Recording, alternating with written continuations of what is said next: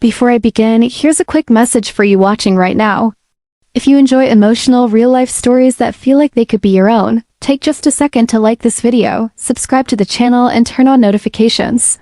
It truly helps the channel grow and lets me keep bringing you stories like this. Now take a breath. Because this story starts with love, ends with betrayal, and breaks a family apart in ways none of us saw coming. I never imagined my husband would leave behind a test instead of peace. When Daniel died, the house felt hollow, like the walls themselves were holding their breath. 32 years of marriage doesn't disappear quietly. His shoes were still by the door. His coffee mug still had a faint ring at the bottom. Every sound at night made me turn my head, expecting to see him standing there, rubbing his temples the way he always did when he was tired. The funeral was crowded. Daniel was respected, admired. People stood in long lines to tell me what a good man he was, how lucky I was to have him.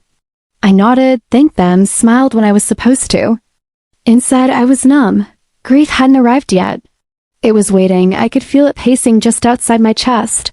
We had 3 children. Adam, our oldest, was 32. Responsible, distant, always trying to prove something. Lily, our middle child, 28, emotional, sharp-tongued, and fiercely loyal to her father. And Noah, our youngest, 24, quiet, thoughtful, the one who stayed back when the others ran ahead. They came home after the funeral, filling the house with noise and tension. Old rivalries slipped into conversations like unwanted guests. Daniel used to smooth those moments over. Now I was alone with them. A week after the funeral, the lawyer called. He said we needed to come in to read the will. That didn't surprise me. Daniel was meticulous. He planned everything. But what did surprise me was the tone in the lawyer's voice. Careful. Heavy, like he already knew what this would do to us. We sat in a quiet office with beige walls and a ticking clock that sounded far too loud. The children sat in a row across from me. Adam had his arms crossed, jaw tight. Lily kept tapping her foot. Noah stared at the carpet. The lawyer cleared his throat and began. Most of the will was straightforward. The house will remain mine. Savings divided. Personal items listed with careful detail. Daniel had always believed clarity prevented conflict. Then the lawyer paused. There is an additional condition, he said. I felt my stomach drop. Daniel had left a letter. Not to me, but to all of us. The lawyer unfolded the paper carefully, as if it might break. My family, the letter began. If you're hearing this, then I'm gone. And if you're surprised by what comes next, that means I failed to prepare you. My heart started pounding. I love all 3 of my children, the letter continued. But love doesn't mean blindness. I have spent years watching, questioning, doubting. And before I could leave behind what I built, I needed certainty. Adam shifted in his chair. Lily scoffed softly. Noah didn't move. The lawyer read on. There is something I never shared with you.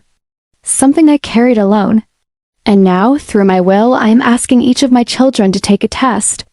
Only one of you will pass. The room went still. A test? Lily said sharply. What kind of test? The lawyer raised his hand gently.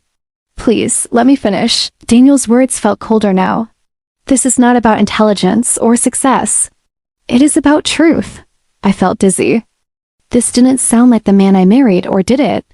Had there been parts of him I never truly saw? The child who passes will receive the remainder of my estate placed in trust. The others will receive what I have already designated. This is final. Adam leaned forward. So what? Dad's pitting us against each other from the grave? Noah finally looked up. What kind of test? The lawyer swallowed. A DNA test. The word hit me like a slap. That's impossible, I said immediately. There must be a mistake. But the lawyer shook his head. Mr. Harris left explicit instructions. All 3 children are to submit DNA samples. The test will determine biological paternity. Lily laughed, but there was no humor in it. This is sick. Mom, say something. I couldn't breathe. My ears were ringing. Daniel had never accused me of anything, never hinted at doubt. We had our problems, yes. Long nights, arguments, silences. But this? This was a bomb he buried and detonated after his death. Adam stood up. So he thought one of us isn't his? The lawyer didn't answer. He didn't need to. I wanted to scream. I wanted to tear that letter apart. I wanted Daniel back so I could shake him and ask him how he could do this to us. Instead, I whispered, I don't understand. The lawyer slid another envelope across the desk. Mr. Harris also instructed that you read this after hearing about the test. My hands trembled as I opened it. Margaret, Daniel wrote, if you're angry, you have every right to be. I should have spoken sooner. But once doubt takes root, it grows quietly. I saw things that didn't add up, dates, blood types, small details that haunted me. I chose silence because I loved you. But I could not leave this world without knowing the truth. Tears blurred my vision. You may think this is cruel. Maybe it is. But I needed certainty even if it comes too late. I felt exposed, judged, condemned by a man who was no longer alive to hear my answer. Lily was crying now. This is insane. Dad trusted Mom. Adam's voice was low. Did he? Everyone looked at me. I felt like the ground had opened right beneath my chair. I never cheated on your father, I said, my voice breaking on the word. Never. My oldest son, Noah, stood up slowly. Then let's do the test. His brother, Adam, turned to him, shocked. You're okay with this? Noah's eyes met mine, and they were steady, calm, just like his father's. If it clears Mom's name, yes. My daughter Lily just shook her head. I won't do it. I refuse. The lawyer spoke carefully, his words like stones. Refusal will be considered a failure of the test. That word again, failure. Adam laughed, a bitter, hollow sound. So that's how it is. Dad's final game. We left the office completely fractured. No one hugged. No one even spoke on the drive home. The silence was deafening. That night, I sat alone in my bedroom, holding Daniel's letter. I tried to replay our entire life together, searching for any cracks, any hint of this doubt. Had he looked at the children differently sometimes? Had I missed signs that he was questioning our life? Or had this guilt, this suspicion, just grown in his own mind without any cause at all? The next few weeks were unbearable. Adam agreed to the test but became so distant, so cold. His eyes were almost accusatory every time he looked at me. Lily, my sweet Lily, stopped speaking to me entirely, completely convinced that I was hiding some terrible secret from them all. Only Noah stayed close. He'd bring me tea, sit quietly beside me, just like he used to do when he was a little boy with a scraped knee. He was my rock in a storm I never saw coming. When the day came to submit the samples, Lily didn't show up. Later that afternoon, the lawyer called. She has officially failed the condition. I just closed my eyes. One child already eliminated from her father's will. My heart ached for her, for us. When the results came back weeks later, the lawyer asked us all to come back to his office. Adam looked pale, his hands trembling slightly. Noah looked calm, but I could see the tension in his jaw. I felt like I was walking to my own sentencing. The lawyer opened the folder on his desk with a deliberate slowness that made my stomach churn. There is a definitive result, he said, his voice flat. I gripped the arms of my chair, my knuckles turning white. He paused, and then he said it. Only one child is biologically Daniel's. Silence just swallowed the room whole. It was Adam who whispered, his voice a ghost. Which one? The lawyer looked up from the paper, his gaze moving from me to my son's. Noah. The name echoed in the stillness. Adam's face drained of all color. That's not possible. Just then, a scream erupted from the doorway. It was Lily. She had come after all, too late to take the test, but just in time to hear the truth that would shatter her world. You're lying, she shouted, pointing a shaking finger at the lawyer. I couldn't move, couldn't breathe. My mind was just unraveling, memories crashing into each other, questions rising like ghosts from a past I thought I knew. Noah sat frozen, tears streaming silently down his face. Then Adam turned to me, his eyes burning with a pain and fury I'd never seen before. So is my father, he demanded. I opened my mouth to answer him, and I realized I had no answer that wouldn't completely destroy what little was left of our family. The truth was a secret I had buried so deep, I wasn't sure I could ever unearth it without burying us all. Thanks for watching. If you enjoyed this story, don't forget to like and subscribe for more. The silence after Adam's question was heavier than any argument we'd ever had. It wasn't loud or explosive. It was suffocating. Like the air had thickened, pressing against our lungs, daring someone to breathe first. I don't know, I finally said, and the moment the words left my mouth, I knew they were the worst ones I could have chosen. Adam laughed, but it was broken, sharp at the edges. You don't know? He repeated. You carried me for 9 months. You raised me for 32 years, and you don't know?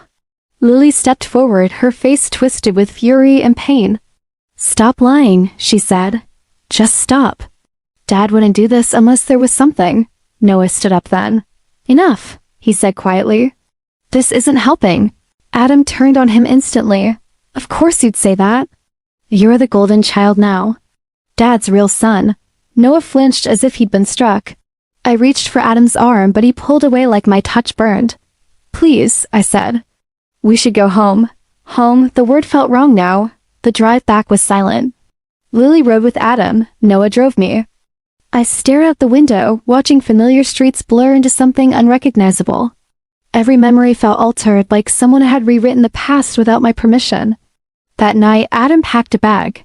"I need space," he said flatly. "I can't look at you right now." Lily left with him. The door closing behind them sounded final. Noah stayed. He always did. I cried until my chest hurt, until the grief I had avoided since Daniel's death finally arrived in full force. Not just grief for my husband, but for the family we used to be. For the certainty I thought we had. For the trust that had cracked open like fragile glass. "I never meant for this," I whispered through tears. "I never hid anything on purpose." Noah sat beside me on the floor, his head resting near my knee. "Tell me the truth," he said gently. "Whatever it is." "I won't judge." I closed my eyes. 34 years ago, before Daniel and I were married, there was someone else. His name was Michael. It was brief, intense. One of those connections that burns bright and fast before leaving only ashes. I'd found out I was pregnant just weeks after Michael left town, and just days later, Daniel proposed. The timing had terrified me. I convinced myself the baby was Daniel's. I wanted that to be true so badly that I buried every doubt. When Adam was born, Daniel never questioned it. He loved him fiercely. And I let the lie become true through repetition, through silence. Then Lily came, and I never questioned her paternity either. By then, Daniel and I were fully committed, or so I believed. "I didn't know for sure," I said quietly. "I swear I didn't." Noah listened without interrupting. "So Dad suspected?" He said eventually. "Yes," I admitted. But he never confronted me. Not once. Noah exhaled slowly. That must have eaten him alive. That night, I lay awake, wondering how long Daniel had carried his doubts. How many times he looked at Adam and searched for himself in his face. How many nights he lay beside me, awake, deciding to stay silent. The next morning, the lawyer called again. "There's more," he said. My heart sank. "More?" Daniel left another instruction.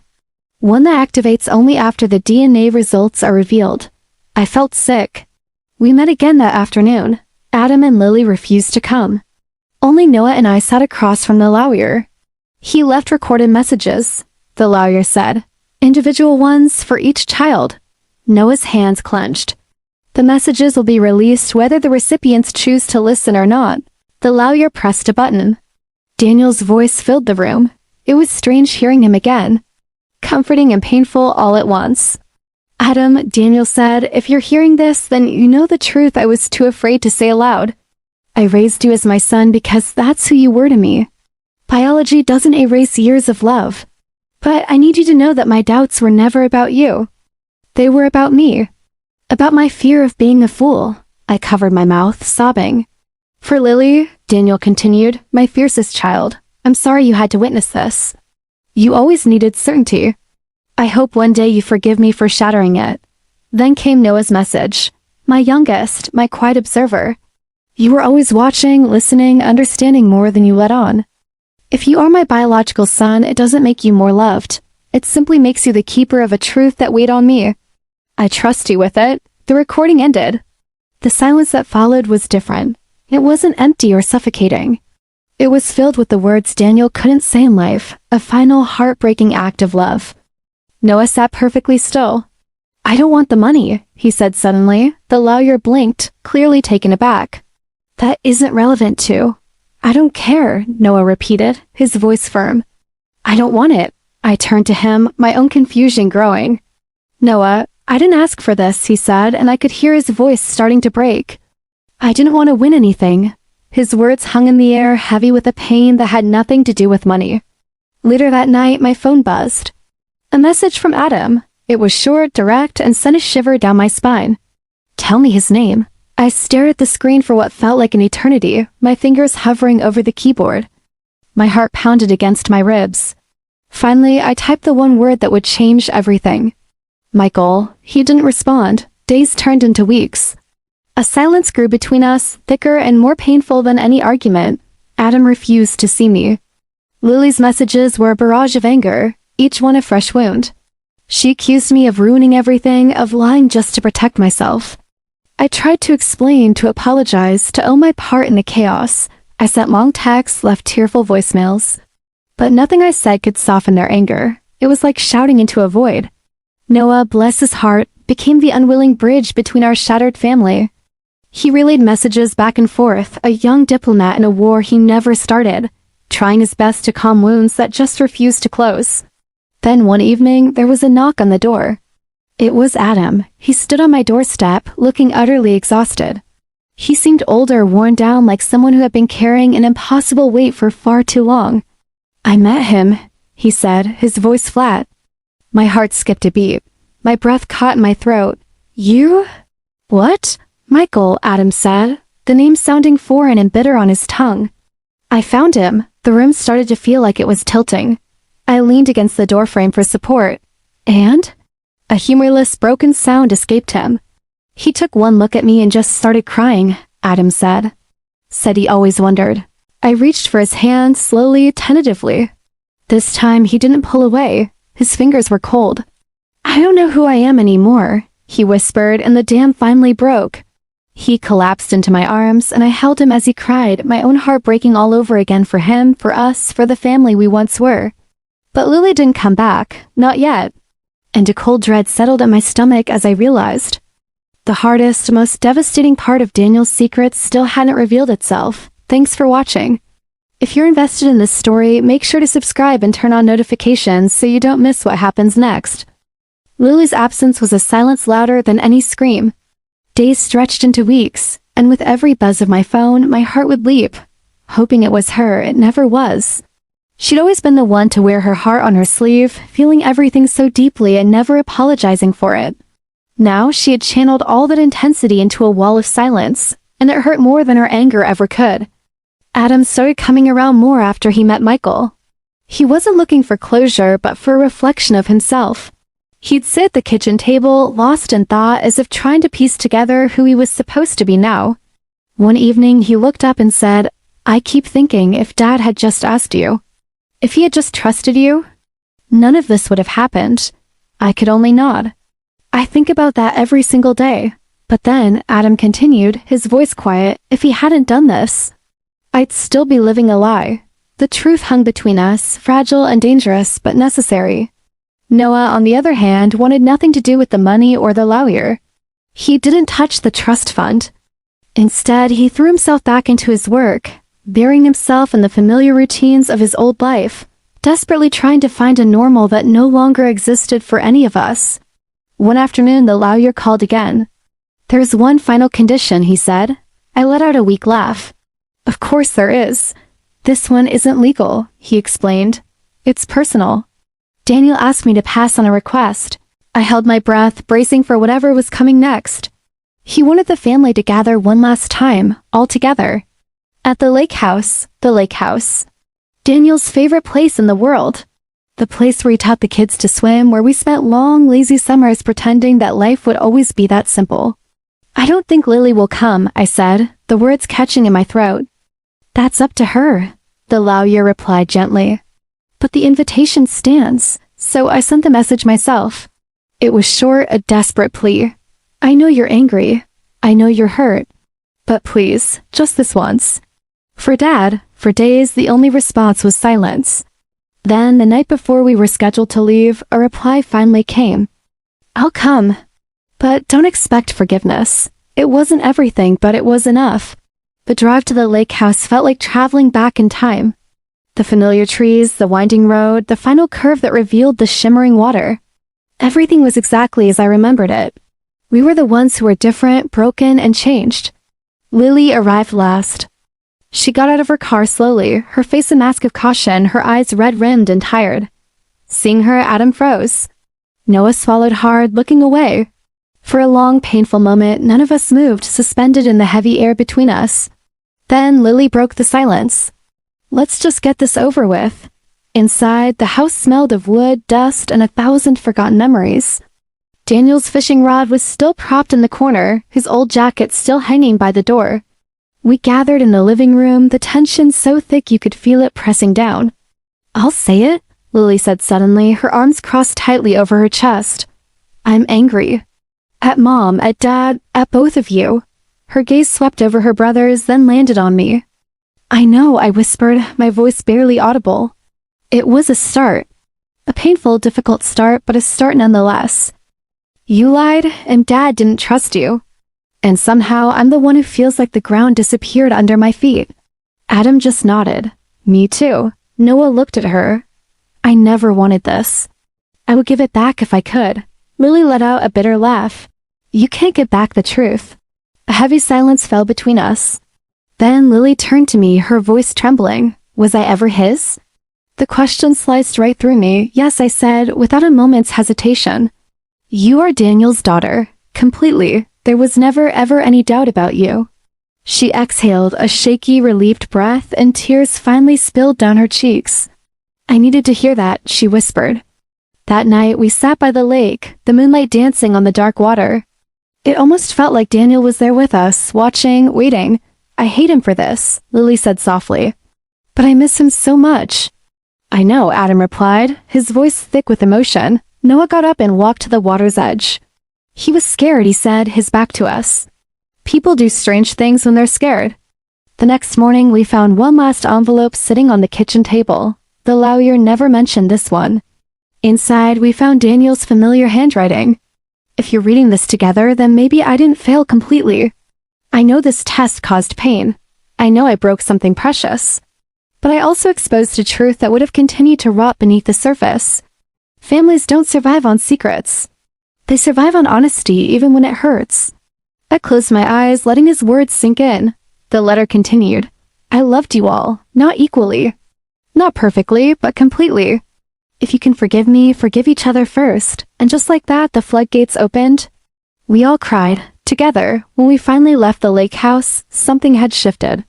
We weren't healed, not by a long shot. But the truth was out. It was acknowledged. Months later, Noah made his decision. He divided the trust. I don't want it to be a prize, he explained. I want it to be a bridge. Adam protested at first. Lily argued, but Noah was firm. It doesn't change who Dad was to us, he said. Or who we are to each other. Adam eventually came around. Lily took longer. But one evening she called Noah. Thank you, she said quietly, for not letting this tear us apart completely. Time didn't erase the damage, but it did soften the sharp edges. Adam started building a relationship with Michael, his biological father. Slowly, cautiously. He wasn't replacing Daniel, but trying to understand a part of himself. Lily started coming home more often, and bit by bit we heard her laugh again. And me? I learned that love can survive mistakes, but secrets always collect interest. Sometimes, late at night, I sit alone and imagine Daniel beside me. I imagine asking him why he didn't trust me enough to just talk. I imagine him answering that when fear is left alone for too long, it becomes louder than love. My husband left behind a test. In his eyes, only one child passed, but in the end, the truth tested all of us. And we didn't all survive it the same way. Thanks for listening to our story. If you've ever dealt with a family secret, you know how hard it can be. Subscribe for more real-life stories.